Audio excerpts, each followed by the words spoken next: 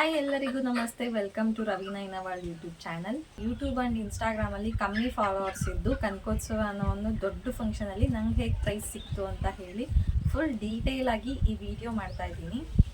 And ಈ video ನೋಡೋ ಮುಂಚೆ ಫಸ್ಟು ಈ ವಿಡಿಯೋ ನೋಡ್ಕೊಂಡ್ಬನ್ನಿ. 3ನೇ ಸ್ಥಾನ ನಯನಗೌಡ. ನನಗೆ ಡಿ.ಕೆ. ಸುರೇಶ್ ಸರ್ 50,000 ಕೊಟ್ಟರು.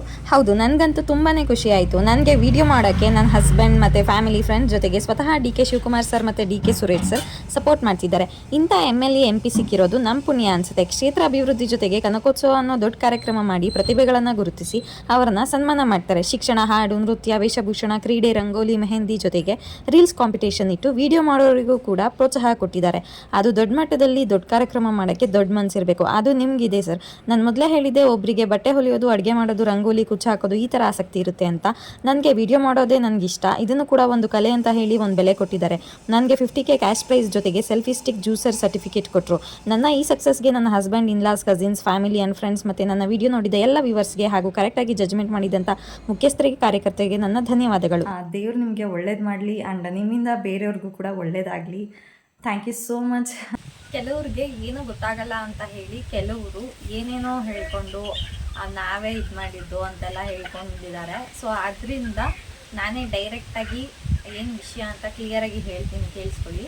ನಾನು ಯೂಟ್ಯೂಬ್ ವ್ಲಾಗ್ ಮಾಡೋದಕ್ಕೂ ಅಲ್ಲಿ ಪ್ರೈಸ್ ಸಿಕ್ಕಿದ್ದಕ್ಕೂ ಏನೂ ಸಂಬಂಧನೇ ಇಲ್ಲ.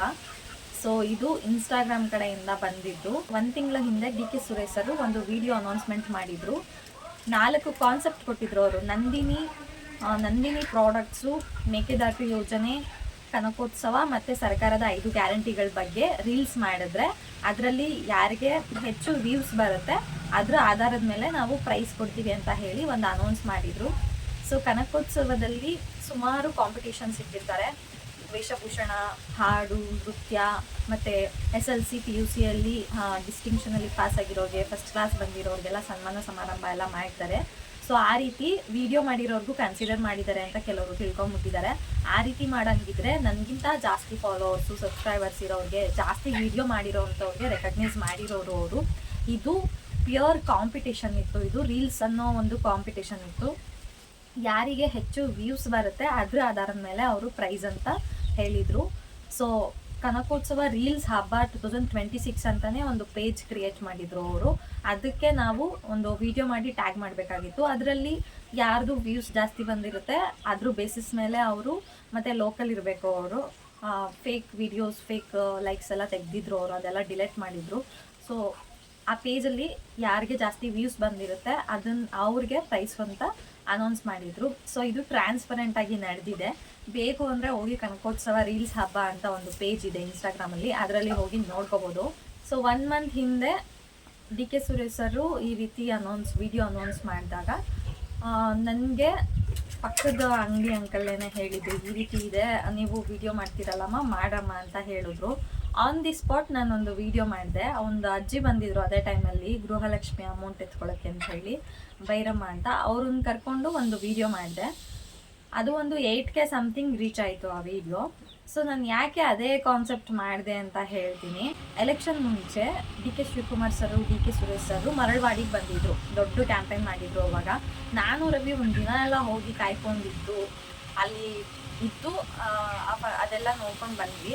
ಸೊ ಆವಾಗ ಅವರಲ್ಲಿ ಪವರ್ಫುಲ್ ಭಾಷಣ ಮಾಡಿದ್ದು ನನಗೆ ತುಂಬಾ ಇಷ್ಟ ಆಯಿತು.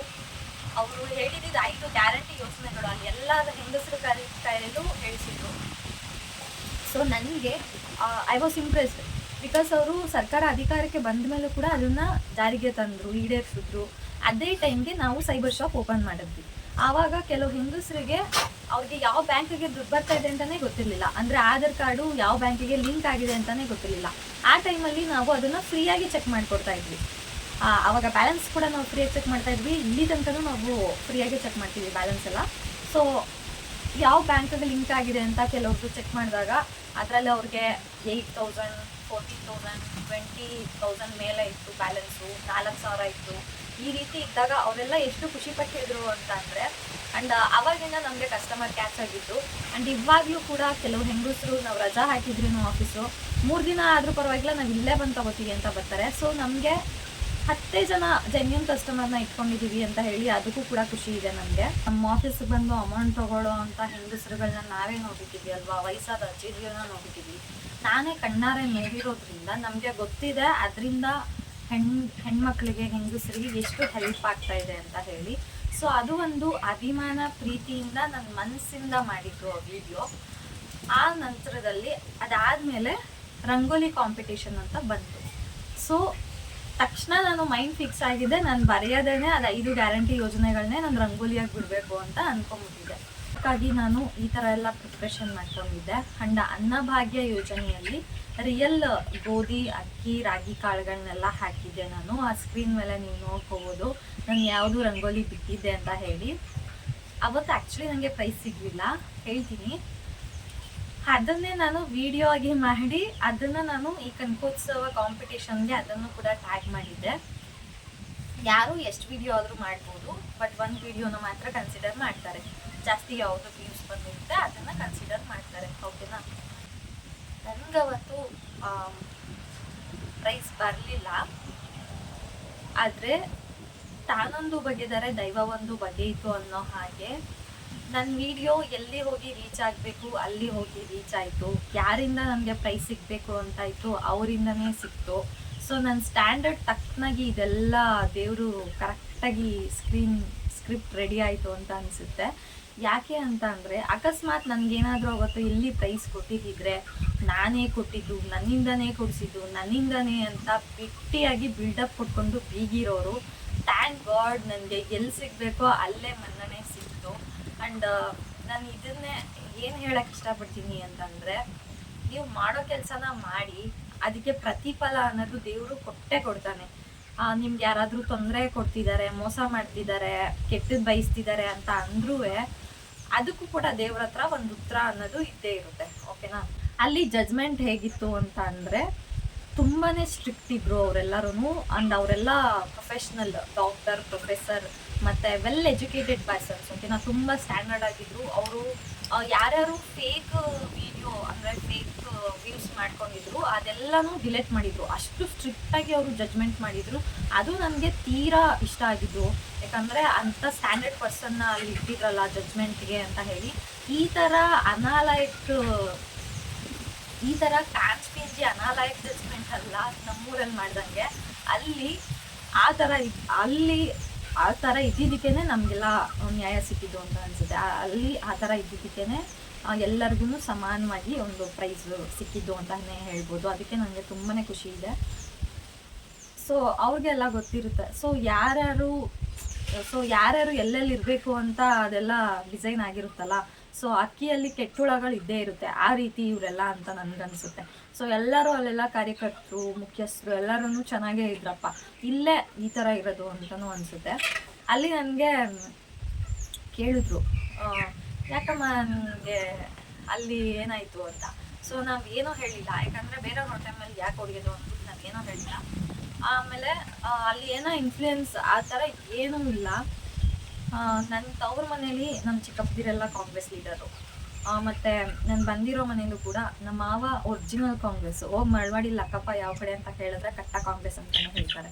ಸೊ ನಮಗೆ ರವಿಗೆ ಯಾರು ಕನಕಪುರದಲ್ಲಿ ಏನೂ ಗೊತ್ತಿಲ್ಲ, ಆ ಥರ ಏನೋ ಮಾಡಂಗಿದ್ದಿದ್ರೆ. ಆ್ಯಂಡ್ ನನ್ನ ಬೆಸ್ಟಿ.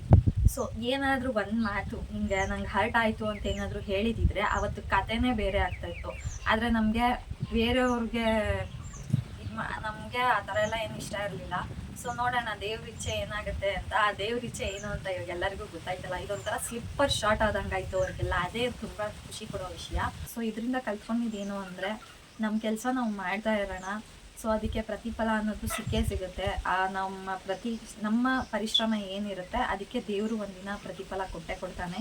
ಆ್ಯಂಡ್ ನಿಮ್ಗೆ ಯಾರಾದರೂ ಮೋಸ ಮಾಡ್ತಾ ಇದ್ದಾರೆ, ತೊಂದರೆ ಕೊಡ್ತಾ ಇದ್ದಾರೆ, ಕೆಟ್ಟದ್ದು ಬಯಸ್ತಾ ಇದ್ದಾರೆ ಅಂದರೆ ಕೂಡ ಅದಕ್ಕೂ ಕೂಡ ದೇವ್ರ ಹತ್ರ ಒಂದು ಉತ್ತರ ಇರುತ್ತೆ. ಸೊ ಸ್ಟ್ರಾಂಗ್ ಆಗಿರಿ, ಅಷ್ಟೇ, ಖುಷಿಯಾಗಿರಿ. ನಮ್ಮ ಉದ್ದೇಶ ಏನಂದರೆ ನಾವು ಚೆನ್ನಾಗಿರಬೇಕು, ನಮ್ಮ ಜೊತೆ ಇರೋರು ಚೆನ್ನಾಗಿರಬೇಕು ಅಂತ ಬಯಸ್ತೀವಿ. ನಾವು ಬೆಳೆಯೋಣ, ಬೇರೆಯವ್ರನ್ನೂ ಬೆಳೆಸೋಣ ಅನ್ನೋ ಒಂದು ಮನೋಭಾವನೆ ಇದೆ. ಆದರೆ ಕೆಲವರಿಗೆ ಹಾಗಿಲ್ಲ. ಯಾರಾದರೂ ಸ್ವಲ್ಪ ಉತ್ತರ ಆಗ್ತಾ ಇದ್ದಾರೆ ಅಂದರೆ ಹುರ್ಕೊಳ್ಳೋದು ಜಾಸ್ತಿ. ಸೊ ಅವ್ರಿಗೆ ಅವ್ರು ಮಾತ್ರ ಚೆನ್ನಾಗಿರಬೇಕು, ಬೇರೆಯವರೆಲ್ಲ ಹಾಳಾಗಬೇಕು, ಅವ್ರಿಗಿಂತ ಮೇಲೆ ಯಾರೂ ಚೆನ್ನಾಗಿರಬಾರ್ದು ಅನ್ನೋ ಒಂದು ಮನೋಭಾವನೆ ಇಟ್ಕೊಂಡಿರ್ತಾರೆ. ಸೊ ಅದರಿಂದ ಅವ್ರು ಏನೇ ಕಿತಾಪತಿ ಮಾಡಿದ್ರು ಕೂಡ ದೇವ್ರ ಹತ್ರ ಒಂದು ಲೆಕ್ಕ ಇರುತ್ತೆ ಅಂತಾರಲ್ಲ, ಅದಕ್ಕೆ ಇದೇನೇ ಸಾಕ್ಷಿ ಅಂತಲೇ ಹೇಳ್ತೀನಿ. ನನಗೆ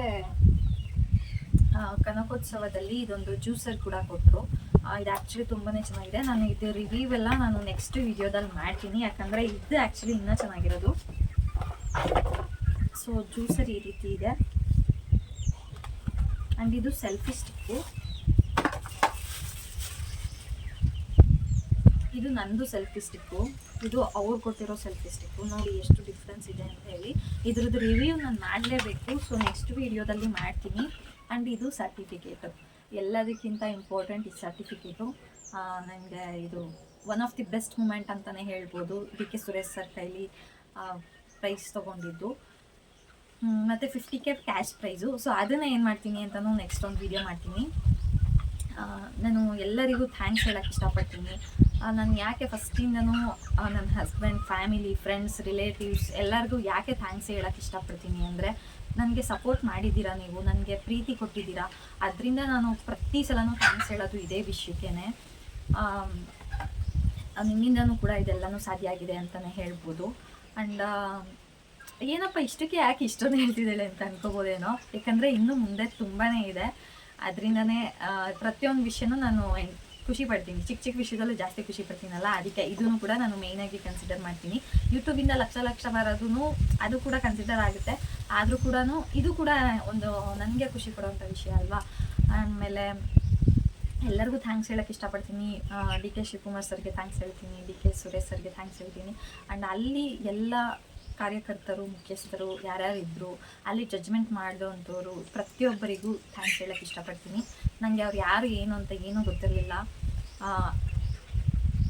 ಇನ್ಫ್ಲುಯೆನ್ಸ್ ಮಾಡಿಸೋದು ಅಂದರೆ ಯಾವಾಗ ಗೊತ್ತಾ, ನಮಗೇನಾದರೂ ತುಂಬಾ ಮೆಡಿಕಲ್ ಎಮರ್ಜೆನ್ಸಿ ಇದೆ, ಹಾಸ್ಪಿಟ್ಲಲ್ಲಿ ಬೆಡ್ ಸಿಗಬೇಕು, ಅಥವಾ ಯಾರಿಗಾದ್ರೂ ಮೆಡಿಸಿನ್ ಅಫೋರ್ಡಬಲ್ ಮಾಡೋಕ್ಕಾಗ್ತಲ್ಲ, ಮೆಡಿಸಿನ್ ಎಕ್ಸ್ಪೆನ್ಸಿವ್ ಆಗಿದೆ, ಅದನ್ನು ಮೆಡಿಕಲ್ ಎಕ್ಸ್ಪೆನ್ಸಸ್ನ ಅಫೋರ್ಡಬಲ್ ಮಾಡೋಕ್ಕಾಗ್ತಲ್ಲ ಕೆಲವ್ರಿಗೆ ಅಂತ ಅಂದಾಗ ಅವರ ಒಂದು ಇನ್ಫ್ಲುಯೆನ್ಸ್ ತೊಗೋಬೇಕು, ತುಂಬ ಮೆಡಿಕಲ್ ಎಮರ್ಜೆನ್ಸಿ ಇದ್ದಾಗ. ಮತ್ತು ನನಗೇನಾದರೂ ತುಂಬ ವೈಯಕ್ತಿಕವಾಗಿ ಏನಾದರೂ ಹೆಲ್ಪ್ ಬೇಕು ಅಂತ ಅಂದರೆ ಅವ್ರ ಕಡೆಯಿಂದ ಏನಾದರೂ ಹೆಲ್ಪ್ ತೊಗೋಬೋದು. ಆದ್ರೂ ಸೊ ಅಂಥದಕ್ಕೆ ಇನ್ಫ್ಲುಯೆನ್ಸ್ ಮಾಡಿಸ್ಬೇಕು. ಇಂಥದಕ್ಕೆಲ್ಲ ಇನ್ಫ್ಲುಯೆನ್ಸ್ ಮಾಡಿಸಿ ಪ್ರೈಸ್ ತೊಗೊಂಡಿದ್ದೀನಿ ಅಂತ ಯಾರ್ಯಾರು ಅಂದ್ಕೊಂಡಿದ್ದೀರೋ ನೀವೆಲ್ಲ ಜಸ್ಟ್ ಯು ಆರ್ ಫೂಲ್ ಅಂತ ಹೇಳೋಕ್ಕೆ ಇಷ್ಟಪಡ್ತೀನಿ. ಆ್ಯಂಡ್ ನಮ್ಮನ್ನ ನೋಡಿ ಯಾರ್ಯಾರು ನಗಾಡ್ತಾ ಇದ್ರಿ, ಆಡ್ಕೊತಾ ಇದ್ರಿ, ಅವ್ರಿಗೂ ಕೂಡ ಥ್ಯಾಂಕ್ಸ್ ಹೇಳೋಕ್ಕೆ ಇಷ್ಟಪಡ್ತೀನಿ. ಯಾಕೆ ಅಂತಂದರೆ ನಿಮಗೆ